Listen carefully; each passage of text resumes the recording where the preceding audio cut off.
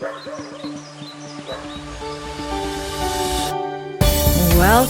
to the Dive Heart First podcast, where we explore the connection between the head and the heart and where science meets spirituality. I'm your host, Jen Walker, and today we are going to discover your intuition type.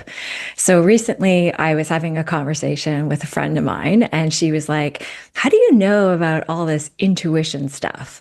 And so naturally I joked and I said, through my own intuition, which is not helpful, nor is it true, because I have been exposed to a lot of different concepts on intuition that have been helpful in understanding, recognizing, and deepening my connection to my intuition.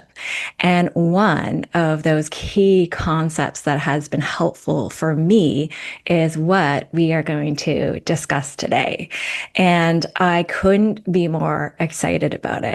I couldn't be more excited about this topic, and I couldn't be more excited about this time in history, as I believe we are stepping back into the age of intuition, where intuitive intelligence is recognized, appreciated, celebrated, and valued again on a whole new level. And I'm not the only one. I'm not the only one that is thinking this way. So recently, I was watching an interview with the co-founder, CEO, and president of NVIDIA, Jensen Huang. And he was being asked who is the smartest person that he has ever met. And he started answering the question by saying, like, I know what you are expecting me to say. Combination of intellect, intelligence, problem solving, and technical skill. And he said that with AI, those things are quickly becoming a commodity. And soon we will view intelligence in a whole different way. An intersection of like technical astuteness with being human. What a conversation. I love this. So empathy and being able to infer the unspoken, the unseen, the unknown, to be able to preempt problems by seeing around the corner and feeling the vibe. And the vibe being a combination of data, analysis, wisdom, experience, and sensing. So I just adore it. I love this conversation. And if you're anything like me, you have noticed this before being spoken out loud, but maybe not as perceived as. So if you look back to top performers being interviewed, and it could be an academic, an athlete, could be a CEO or a world-class chess player. And if they get into sharing what their secret sauce to success is, usually they will scratch upon intuition intelligence. So intuitive intelligence. And what that can sound like is people saying like, yeah, I followed a hunch, I listened to my gut, or I saw a vision. And intuition is like the greatest cheat code to life. It's like playing those video games and knowing what sequence of buttons to press in order to unlock different abilities, to unlock fun or funny effects, or even take you to the whole next level. And so with that, let's dive into discovering your intuition type. So, a concept that was really helpful to me was looking at intuition through the lens of the four main clairs. Clairs being clairvoyance, That is the seeing sense, clairaudience, which is the hearing sense, claircognizant, which is the knowing sense, and clairsentience, which is the feeling sense. So if we start with clairsentience, the feeling sense, this is for all you deep feelers out there, the empaths, the sensitives that are able to feel other people's emotions or energy. Usually, with this ability, there has been some sort of overcoming in your life. If you have grown up in anything that has been unsafe, so physically or mentally or emotionally, you'll use this sense to keep you safe.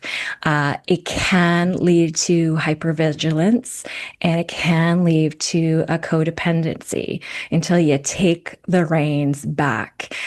These people are just phenomenal caregivers, both professionally and personally. And they are the people that can read any room. They know when things are on, they know when things are off. They are the type of people that if they are meeting someone new and everyone else is raving about this person, and when they meet them, they're like, yeah, I don't know, but there is something off. And usually with these people, they have not trusted that enough times to know to just trust it. Right? So it's like, okay, I don't know what's off. I'm not going to make this person right or wrong or bad or good for it. I just have been down this road enough time to trust when I know something is off and not be willing to find out what was off about it anymore. So that is clairsentience. And if we move on to claircognizant, so claircognizant is the knowing sense. And it's just, I know because I know because I know it. And how do I know it? I don't know, but I know that I know it. So if clairsentience was feeling the energy of other people, this sense is feeling the energy within yourself. So this has a lot to do with the body. This is the gut instincts. This is listening to your heart's callings or desires.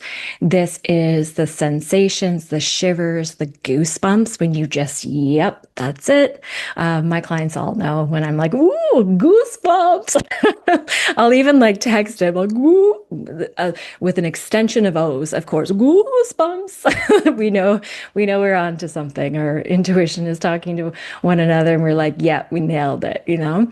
So that is the claircognizant. And because it is in the body, the overcoming here seems to be that, to discern and decipher what these sensations are, is it fear or is it intuition?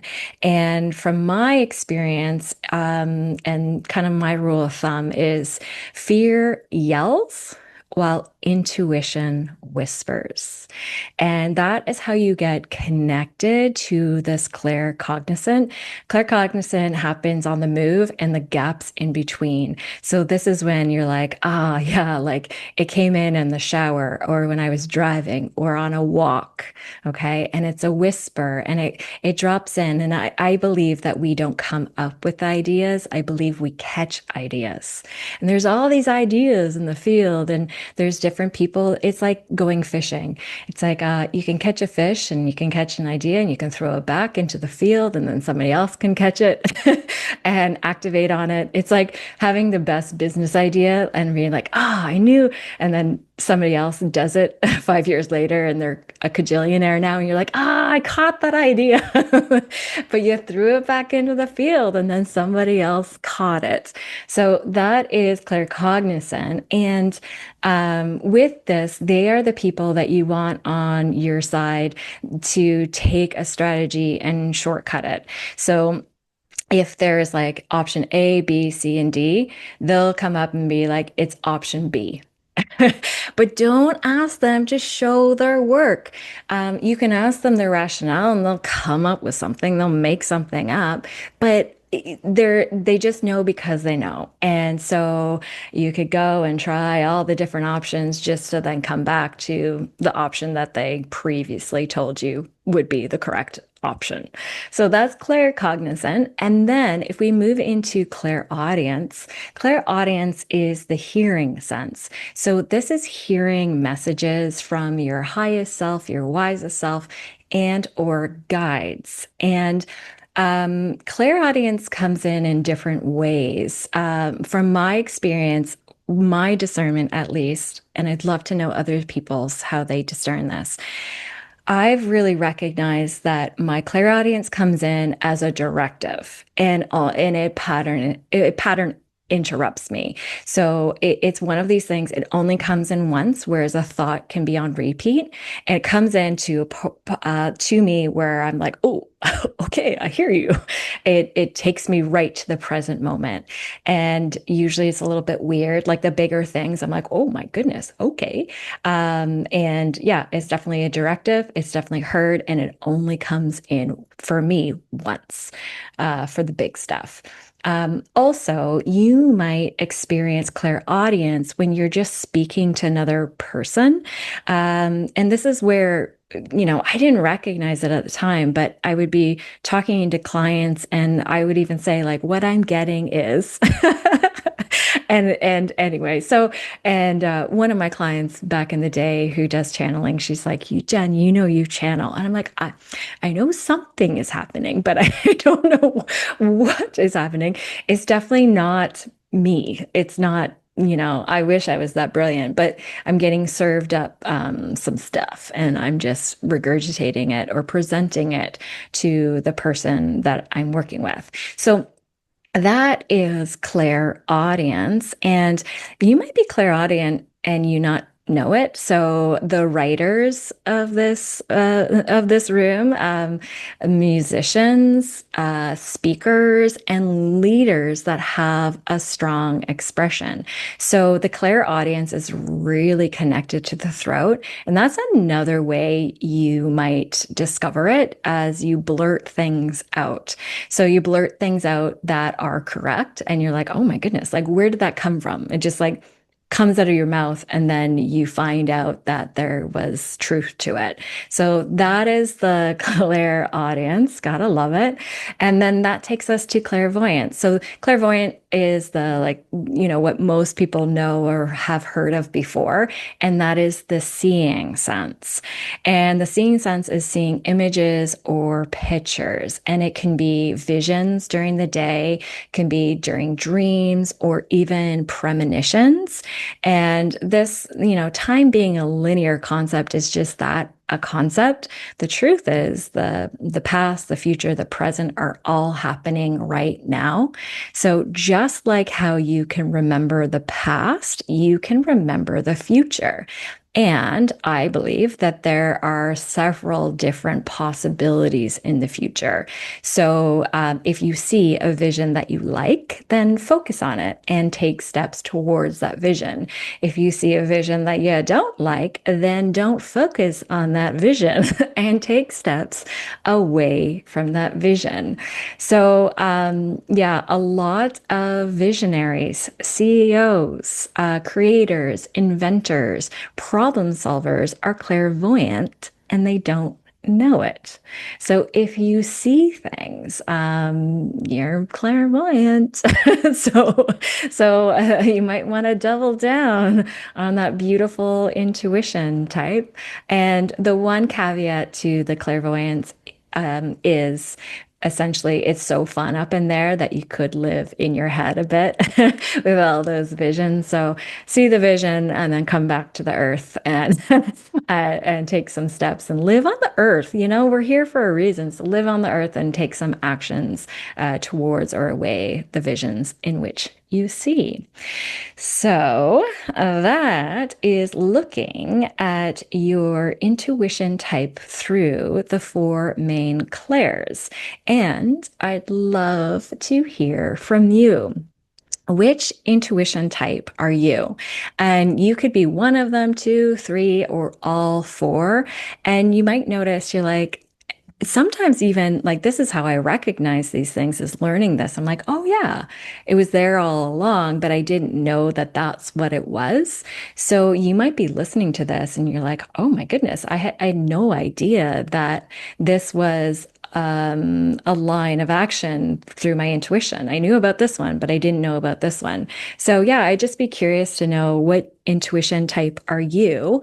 And if this is all new to you, fantastic. If this is like, you're intuitive, by the way, everyone is.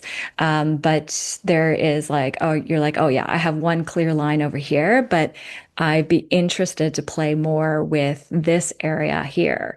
What I would suggest to you is to trust your intuition. And that's all easy and well and said. And what I mean by that is I believe intuition feels like you're making it up in the beginning. So if you are strengthening one mode of intuition type or focusing on it or just starting out fresh, know that it feels like you're making it all up, and you might be. So intuition for me is all about like discernment and refinement. So it's like, is that intuition or is that not? And then test it out. Test it out with what I would suggest, low stake activities, those everyday activities that you can play with on repetition and in high volume. So what that can look like is, say you're driving home and you normally turn left, and yet you're feeling to turn right. You're feeling it, this like clear cognizant, this knowing, this inner sensation, then turn right. And then collect the data from turning right. What's that feedback? And so, maybe then you bump into someone or you see a sign in a store that you never saw before, and it was the exact store that you needed, blah, blah, blah. So just play with it. It could look like going to the grocery store and feeling your own body of what foods to pick out and to eat. Or it could look like you're talking to a friend and you hear little messages coming in, and you're like, I don't know if that's a thought or if that's a message. Well, great time to get some feedback. So you could say like, yeah, what I'm getting is blah, blah, blah, blah, blah. And you might notice with the clairaudience that you say different words around different people that you would normally never pick out to say. And yeah, just get the feedback. And if you get the feedback of like, oh yeah, it's exactly what I was thinking, or that's exactly what I thank you. Like that's exactly what I needed to hear. And yeah, just play with it. Play, play, play. Know that it feels like you're making it up, and you might be, and you might not be. So play with the low stake activities each and every day. And a little disclaimer about this podcast is I believe that it's absolutely impossible to explain the intangible in a tangible way, like this podcast. So, it's so big, it's so expansive. There's so many modes and ways to do it. You can't categorize it. You can't filter it out through language. And so as you listen to this podcast, trust your intuition. There is going to be parts of this podcast that are right for you. Okay. And there are going to be parts of this podcast that are not right for you. So know that you're right in whatever that is. And there might be a different way in which you, explain your intuition. Know that you are right because it's your intuition. And I say, let's make this a tab of information sharing. So share in the comments below how you explore and experience your intuition, as that would probably be the exact thing that like unlocks the next level for a person that's reading it. If you are interested in exploring your intuition even more, as I truly believe we're coming back into really respecting and appreciating this age of intuition. I know that I am interested in connecting with my intuition more and understanding it even more, just going to the gym, flexing that muscle. And I have signed up for a course that is happening in Thornbury, Ontario in April. It's a 3-day course held by Lori Wilson at the Monarch HQ headquarters. So I will put the link below. By the time this podcast comes out, it might be all filled up. If not, it's not on the website, but you can just message Amanda or Kyle with the Monarch & Co. and ask about it. And maybe if it's meant to be, it will be, and you will slide right into that course. And if it's all full, but you're feeling like, there's something about that link that she put below that is like drawing me in, click on the link. So Amanda and Kyle of the Monarch & Co. are just phenomenal human beings, and they do a lot of cool stuff. So they have that beautiful space in Thornbury for different workshops and retreats and co-working days. And then they also have a publishing house. So if your clairaudience is coming through you and you're like, I need to channel this into a book, they can publish it for you. And aside from that, I don't know how they do it all. And they have 3 amazing children as well. But they also have a fantastic online entrepreneurial community as well. So they have it all. They have it. It's a one-stop shop, really. So if you're being drawn into clicking that link, trust your intuition and poke around of what they have to offer. So that's it from me today. And until next time, thank you so much for spending part of your day here with me. I absolutely love you. And go out and have an absolutely tremendous day.